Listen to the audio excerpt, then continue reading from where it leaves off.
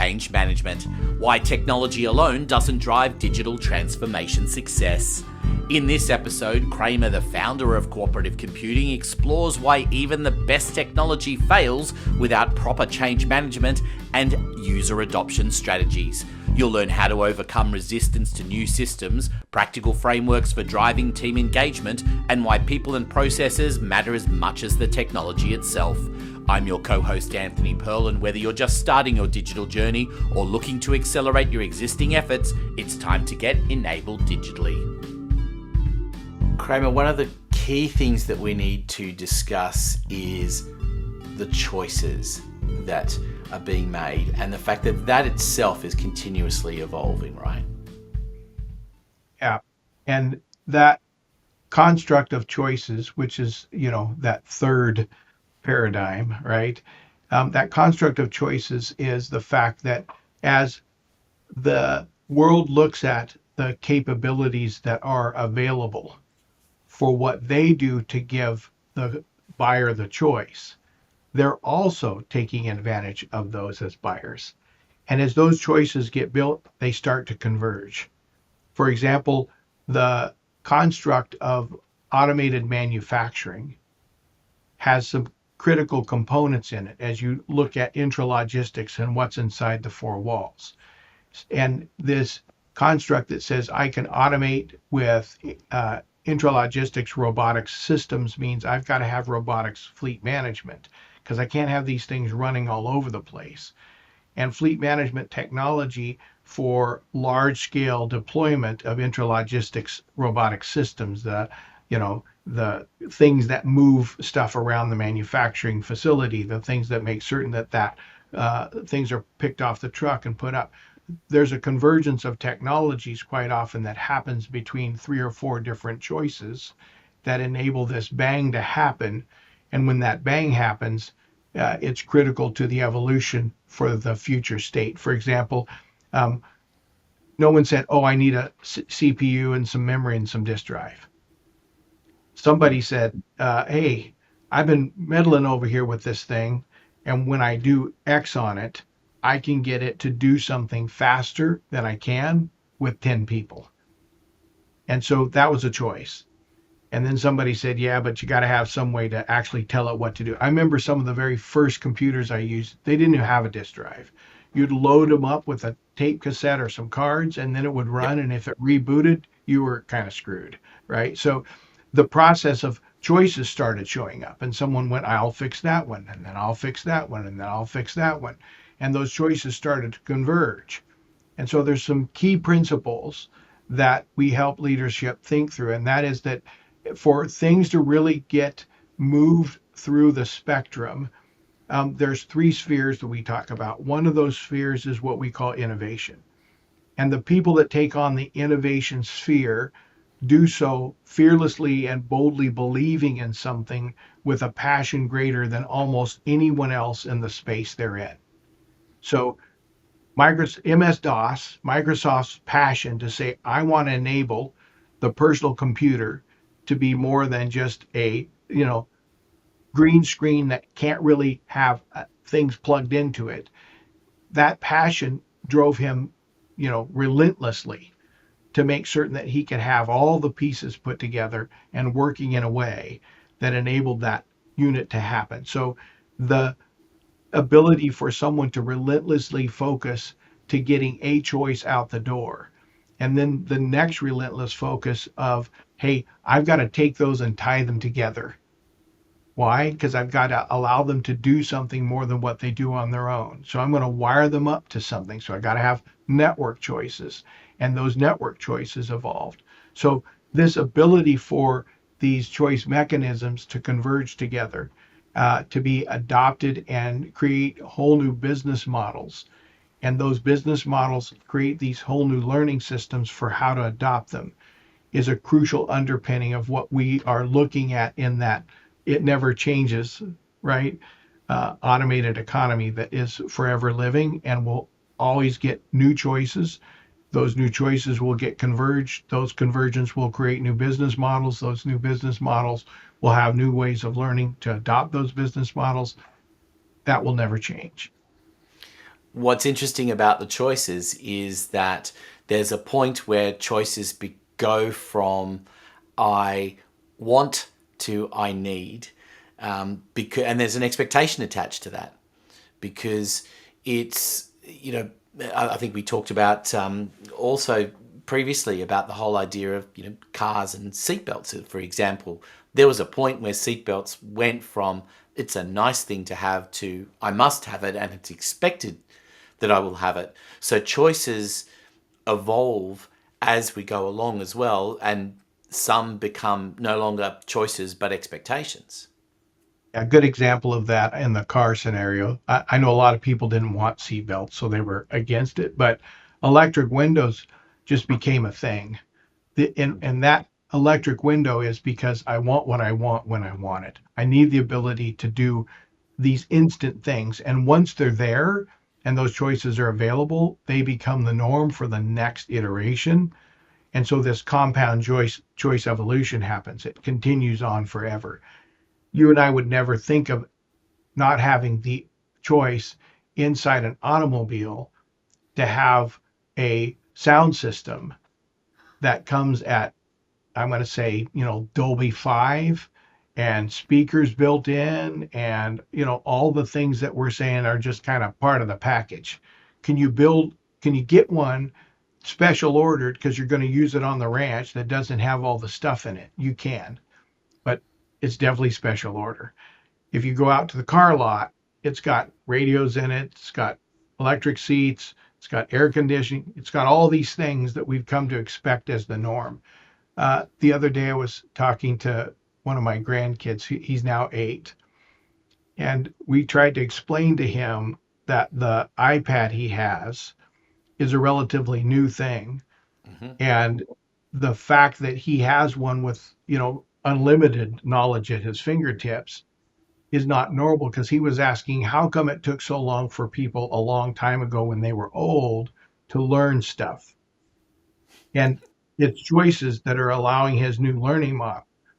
So he's 8 years old. We're already working on some pretty advanced mathematics for an 8-year old because all the capability he has at his fingertips, the new way to learn, it's a game for him. So he learned his multiplication tables very quickly. Why? It was gamified. He learned how to take the multiplication tables and turn them into just basic algebra. He's 8 years old. He's doing all this on his own. It wasn't because of school, it because this was a fun game and I started playing that game. So, what we accept now as the norm in our lifetime and what is accepted as the norm in the future lifetime just demonstrates this ever living choices convergence that occurs to drive what is the expected starting point for the future. The fascinating thing about choices and the evolution of it is that some of them become null and void, right? And again, we'll go back to the car and the stereo example. So, we remember a time when there was a choice that you could get a cassette player in the car, and that was huge. Then the cassette player kind of slowly disappeared, and we had the CD player. Now there's no CD players being put into cars anymore. Because why would you do that when you've got a phone that can connect with the car and offer you all the digital music and channels that you could possibly ever want? It becomes irrelevant. So that evolution is also important to understand. It's still about the music, the entertainment. It's just in a different way, and the choices that we have completely evolved. Yeah.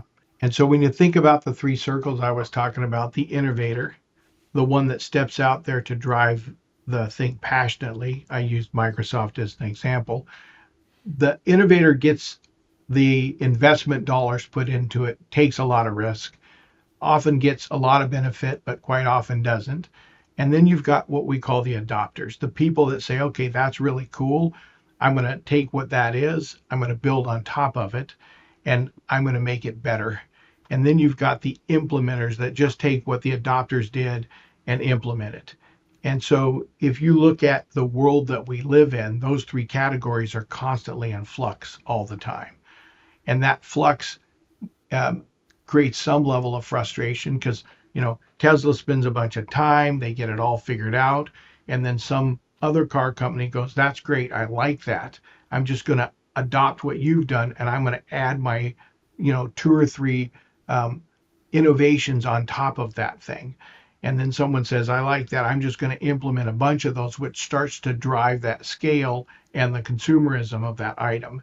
As you go through that capability and the adoption rate of those capabilities, those things are important to think about as leaders, as to looking at those shifts in thinking for how do I make certain that I know what category I want to play in.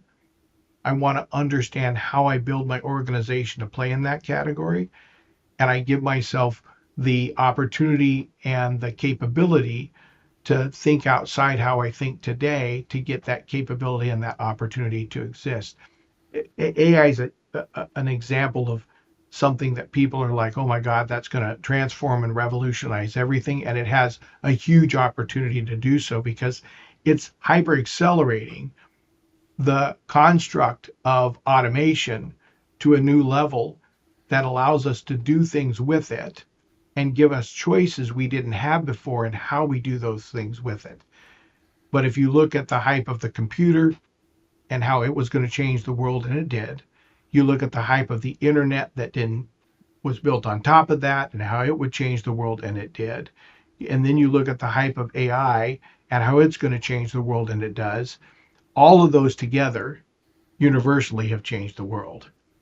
And I was talking to my son the other day about what's really next and what does really next look like and how does really next work. Well, if you're thinking about the actual buyer, I want what I want when I want it, and I want it at the value I want it, and you're looking at the person who's serving that buyer, then you're constantly looking at how to make certain I can get that to a commercial state that scales whenever I'm doing so across the mass market. F-15 bombers, I'm not trying to do that. But we've got someone right now who's trying to commercialize military equipment and do so and drive the rate and the cost down. We saw someone start a company called SpaceX that said, don't know what you guys are thinking, but if you can't get this into a mode where I can ship at a price point that's about 1/10 of the price point, no innovation is going to really happen. And voila, reusable rocket systems came in. So these choices continuously do that and adopt and get the outcomes that we're looking for. And the way that that adoption happens is by that mind shift occurring as people are thinking about how to innovate within that space that they're actually looking to create those choices in. I want to pick you up on an important point there as well about what's driving the choices, because you gave the one example of saying, well, it has to be 10% of the price that it currently is. So price is one element of that can sometimes drive it, but also people thinking outside of the square and creating these new ideas and things is also incredibly important, and something that hasn't changed and is not going to change. Yeah, the thinking outside the square and the necessity for it to happen, there's this construct that says you've got the founding executive, and then you've got a professional executive that picks up from that founding executive and takes it to that next level of scale. And so this construct for how to operate inside that space and make certain you understand how to evolve outside that square is a constantly cyclical thing. What got you here and what gets you here, and the way you have to think about the journey from here to there also has to shift. It isn't that you just have more choices. You've got to be able to think differently about how to make those choices. And quite often, you've got to go outside the square that you're in, which is why we exist as a company. We help people understand how to get from this choice set to this choice set with that different way of thinking and the art of possible that's between them. And to your point, it's important that you have a way to adapt and evolve that inside your business, which requires you to understand these four key principles, right? One key principle being the organization, the second one being, and this is the people, who's doing it. And we have to start thinking of digital people inside that organizational structure, because you have to treat those digital people the same as you treat your own people. They don't just come out of the box ready to go. You got to train them. You've got to give them a badge. You don't want them running around your systems without some sort of a way to track them, right? You've got to make certain that they're culturally fitting how you want them to behave inside your business. So they're digital people. So that organizational structure has to be understood and adapted to what's going to be happening in the future. The things that they're doing, methods and procedures, those are super critical to actually start to progress past, I got to have some written SOPs. That's great. But machines that are doing things with machines aren't going to read SOPs. They're going to use digital means of things, methods, and procedures. And then there's systems and technology that support that. And then there's the way you have to measure those, the key performance indicators and the metrics that's associated with the data-driven decisions you have to drive. So those things can start to be hyper automated as they start to integrate with each other to get you these outcomes that you want, to allow you to achieve your revenue growth, become more operationally efficient. The data-driven decisions machine has to keep up with that scale. Yes, because as you say, the evolution of choice is really the evolution of the business, because That's right. being able to offer an additional choice has implications. Yes. And quite often those choices you're offering are different. You know, I'm using ADP as an example, a massive payroll company. But guess what? They also have massive quantities of data. They probably have the definition of every job description, all the skill sets under that job description, all the things associated with it. And therefore, they've got a data mine. And that is a revenue stream. And the ability to take that revenue stream that no one would have ever thought as a payroll company would be valuable, that's another choice. Now I've got to modify my business model to adopt to how I sell it, how I secure it, how I clean it up, how I'm not giving out the wrong information. But those choices are in front of a lot of different business leaders, and thinking about how to adopt and use those choices is super critical. And that's all for this episode of Get Enabled Digitally with Kramer from Cooperative Computing. If you found value in today's conversation about digital enablement, please subscribe and share with colleagues navigating their own transformation journey. For more insights on accelerating into the automated economy, check our show notes for resources and contact information. This show has been produced by podcastdoneforyou.online. I'm Anthony Pearl, and until next time, keep moving forward to get enabled digitally.